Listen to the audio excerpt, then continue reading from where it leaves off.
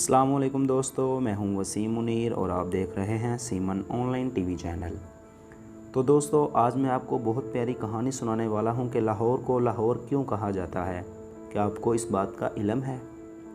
कहा जाता है कि पुराने ज़माने में एक सुल्तान ने शादी का इरादा किया तो उसने तमाम शहज़ादियों को जमा करके उनको कुछ बीज दिए और कहा कि तुम में से जो भी 6 माह बाद गुलाब का फूल लेकर आएगी वही मेरी ज़ौजा और सल्तनत की मलका होगी। तो दोस्तों, 6 माह बाद गुजरने के बाद तमाम शहज़ादियाँ हाथों में फूल उठाए महल में हाज़िर हो गईं। तो इसके साथ दोस्तों, मैं आपको ये बताना चाहूँगा कि अगर आपने अभी तक हमारे चैनल को सब्सक्राइब नहीं किया तो प्लीज़ हमारे चैनल को सब्सक्राइब कर दें ताकि हमारी हर आने वाली वीडियो आप तक बआसानी पहुँच सके।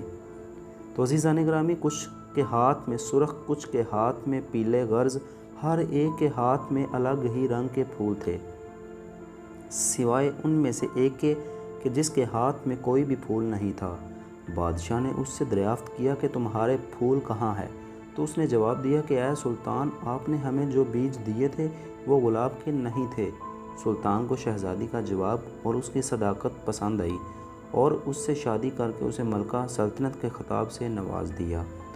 और अज़ीज़ान गिरामी, जहाँ तक लाहौर का मामला, तो यकीन जानिए इसके बारे में मुझे कुछ पता नहीं और सारी ज़िंदगी इस बारे में कोई कहानी भी नहीं सुनी।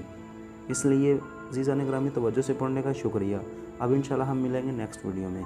अल्लाह हाफिज़।